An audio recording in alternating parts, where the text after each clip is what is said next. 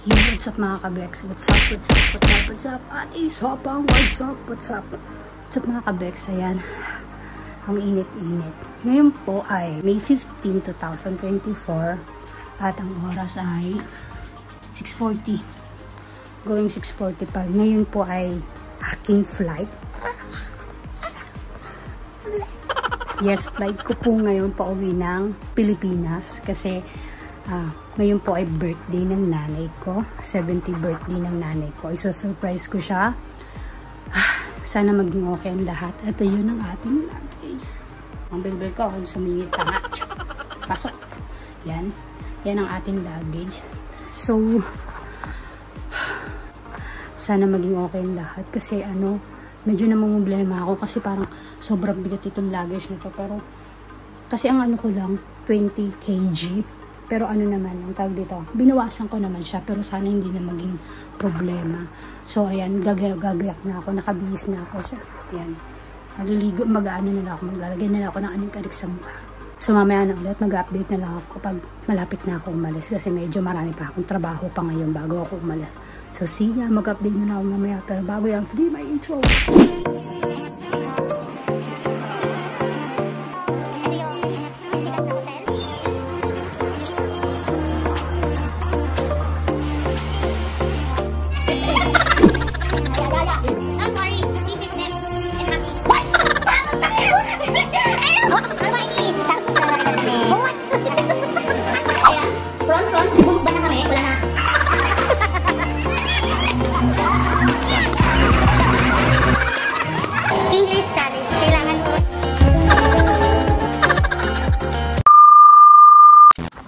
Outfit check.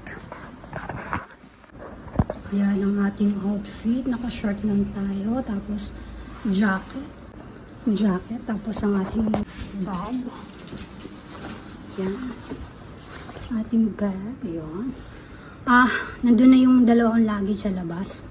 Doon ko na nilagay para waiting na lang ako dito ng taxi. Kasi 7:30 daw darating yun. Wala pa naman 7:30.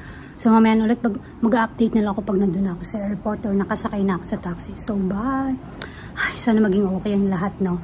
Nag-chat na nga sa aking mga anak ko. Sabi ko, puta kami ngayon sa hospital. Maaga check up ngayon ni Amo. Hindi nila alam. Pero may isa sa nakakaalam sa mga anak ko yung panganay ko. Alam niya na uuwi ako ngayon. Pero yung asawa ko, tsaka yung dalawa kong anak, wala atang alam. So, mamaya na ulit. See ya! At ito na nga, dumating na nga dito sa oras na to yung taxi na pinabook sa akin ng aking amo. So, ayan, nasa loob na tayo ng taxi. At syempre, nag-video lang tayo para sa ating heme. Ayan, papunta na kami sa airport. Doon nga pala ako sa Terminal 4. So, ayan, dito nga po pala ay tinitimbang ko ang aking mga luggage. Sumobra nga pala ako dyan ng mga 2 kilo. 1 kilo dun sa kulay blue, tapos 1 kilo dito naman sa white. Pero nagawan ko naman siya ng paraan. So, ayan, nandito tayo sa bag drop. Kasi, mag-ano ako, magbabayad ako ng 1 kg. Kasi, sumobra ako dun sa sa luggage ko, dun sa malaki. Pero yung maliit na ba, na pag nagawan ko na ng paraan, inaano ko na lang na magbabayad na lang ako kaysa tanggalin ko siya. Kasi, hindi ko alam kung saan ko siya ilalagay. So, mamaya na ulit mag-update na lang ako. Pero sa awa naman ng Diyos, hindi ako nakapagbayad. Nag-okay naman lahat. Yo, what's up mga kabex? Ayan, nakapasok na tayo sa immigration. So, hanapin ko na lang yung gate ko. Kung saan yung gate. Aking gate. So, Manila. Doon tayo maghahanap tayo ng hanapin natin tong G11. Doon yung gate natin.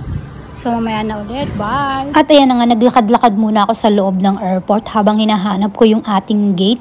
Ang ganda nga pala dyan. May design dyan na nagpicture ako dyan pero hindi ko nagustuhan yung picture kasi masyadong mababa yung camera.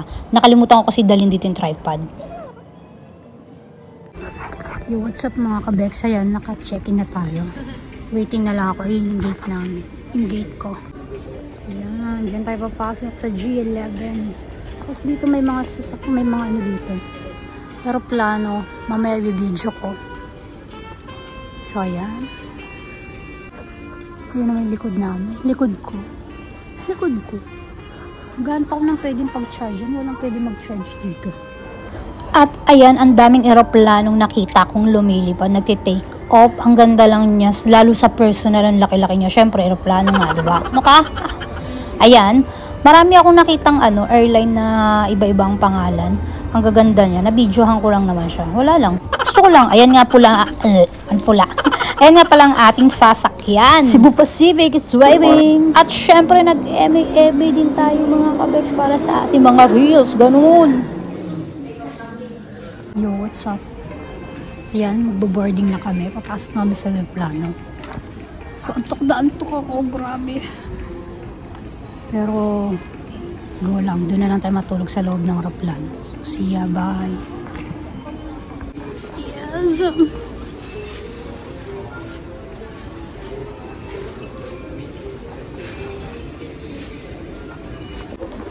So, ayan, magbo-board na kami. Hi, ate! Nakilala ko lang dito. So, ayan. Nagbablog ako eh. So, ayan. Papasok na kami sa aeroplano. Pakabog-kabog. Naantok ako kanina pero ngayon buti na lang papasok na. So, mamaya na ulit. Bye! At ito na nga ang ganap, papasok sa aeroplano na sasakyan natin. So, syempre, nag-video-video lang ako ng konti. Yan nga palang luggage na hawak ko ay iiwan namin dito. Parang parang palibre. Ganon. Ewan ko anong tawag dyan, bakit namin iiwan. So, yan yung papasok na ng aeroplano. Ang ganda lang ang kinis ng carpet. Oh, ganda ng carpet nila dito in fairness. Yo, what's up? Andito na kami sa loob ng aeroplano. So, yan. Sakit ng ulo ko, naantok ako, mamaya na ulit. Bye!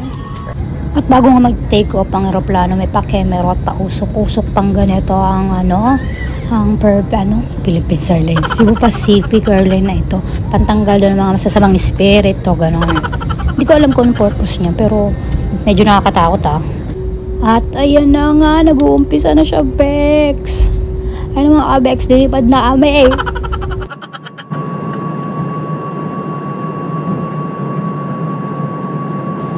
At habang palibag na kami, mas lalong lumalala yung usok dito sa loob ng eroplano. Siguro pantanggal talaga to ng mga masasamang espiritu. At ayan, nasa ere na kami. Ayan! Alam nyo, kapag unang first time, ano yun? Kapag first time nyo talaga sumakay na aeroplano at nag-take off siya, medyo nakakatakot siya talaga ng very line. At ito na ang video sa ere. Ayan. At pagkaraan lang na ilang minuto, lalapyos na tayo mga kabeks. Oo, lalapyos na. Ang in-order ko nga pala dyan ay beef adobo. Pero parang hindi ko masyado nagustuhan yung pagkaka-adobo nila. Masarap naman kasi malambot. Pero parang hindi siya talaga lasa ng adobo natin. Ganun. At meron siyang palibreng tubig. So, ayan lang. Ayan, lumalapyos na ang bakla. Walang pakialam kasi ako lang ata may pagkain dyan sa na yan, sa plate na yan. Yung dalawang katabi ko, yung isa na malapit sa bintana, itulog lang siya. Wala siyang pakialam. Simula nag-take off kami hanggang nakarating kami ng Pilipinas, tulog lang talaga siya, Bex. At yung isa naman di ko alam, may dinudut-dut lang ata sa cellphone niya. So, yun lang.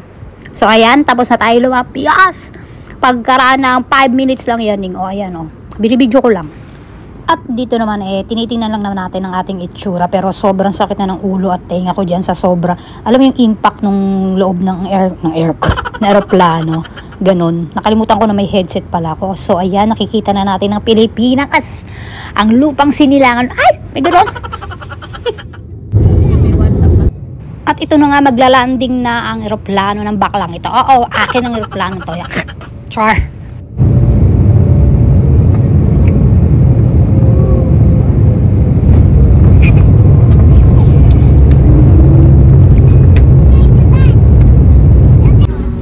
What's up mga kabeks? Ayan, nandito na tayo sa nandito tayo sa Pilipinas. Nandito na kayo sa pag-landing na kami. So, mamaya na lang ulit. Lalabas na rin kami ng vlog. Ayan, narinig dyan. Indian.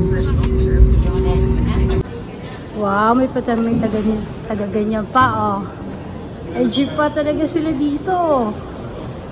Wow. So, ayan, nandito na tayo. Lalabas na tayo sa doon na tayo sa ating migration. Ba, may ganito na.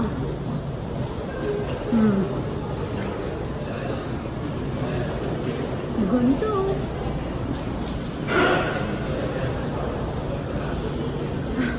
Pagod ako mga kabeks. Punta tayo dishwasher. So, siya. Arrival pala. Yun pala tayo pupunta. So, mamaya ulit. Bye. So, ayan. Tapos na tayo sa immigration. Dito na tayo. Lalabas na tayo dito. Andito na tayo. Pupunta tayo sa ating luggage. So, bababa na tayo. Kapagod, mga kabex. Saan makita ko agad yung luggage ko, no? Para hindi tayo maghanap-hanap. Ganun. So, siya. So, ayan. Mag-wait na lang kami dito sa ano. Dito sa luggage. Baka na doon na sila Abby sa labas. So, ayan. Mamaya na ulit. Bye. Ayan na. Ilalabas na nila. Let's go. So, ayan. Nakuha na natin ang ating mga luggage. Palabas na tayo. Tingnan ko nandito sila. Si Jerome tsaka si Abby. Hindi ko alam kung nandito sila. Yung mga sundo ko na ako pa ang sumundo.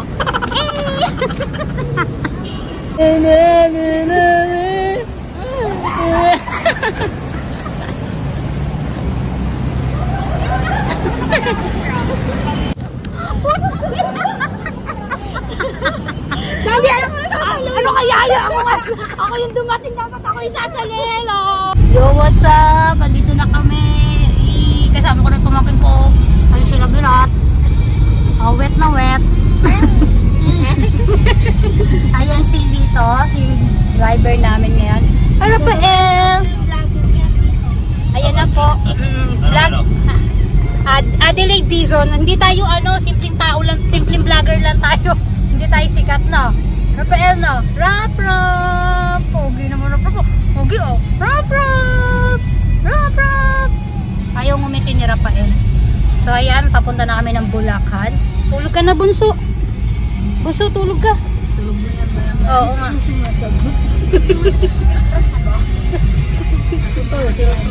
Ayan na, mamaya na ulit makabit. Diyos ko, napakainit pala talaga dito sa Pilipinas.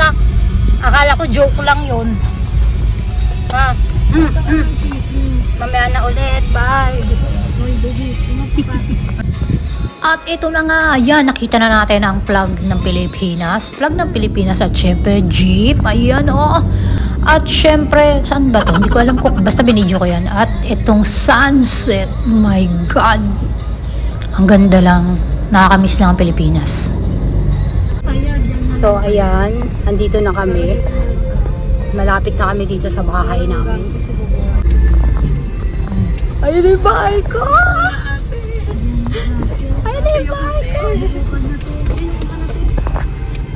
Dito? Ay, guys.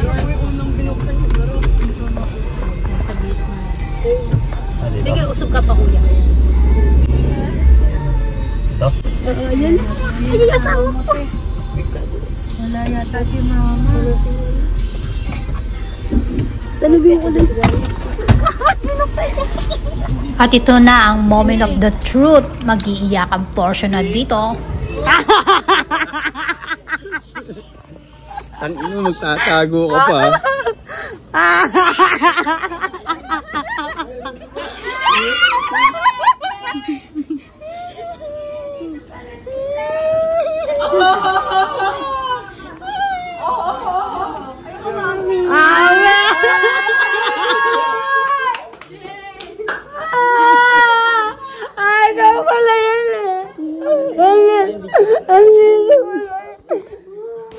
At ayan na nga, nag-iiyak na yung nanay ko dahil nakita niya ako after 5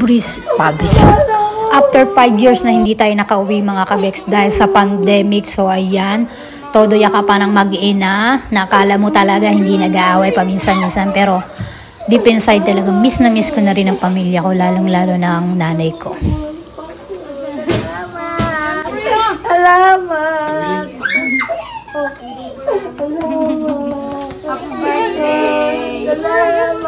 Happy birthday to you. Happy birthday to you. Hey, hey. Happy birthday. Happy birthday. Happy birthday to you. Hey, hey. Nandito ka pala. Ay. Akala ko si Tito. Uy, yung mga bukanin daw. Mga video kayo ng video dyan. Birthday mo ah. Sabi ko sa'yo, wait ka lang eh. Sabi ko, diba, sabi ko, salamat! Tubi, tali mo na. Sabi ko sa'yo eh.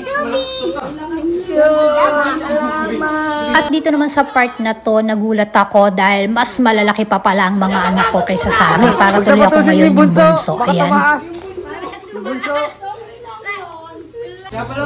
So ayun na nga po, dito na po nagtatapos ang aking simple vlog. Sana po wag kayong magsawang sumuporta sa akin. Salamat!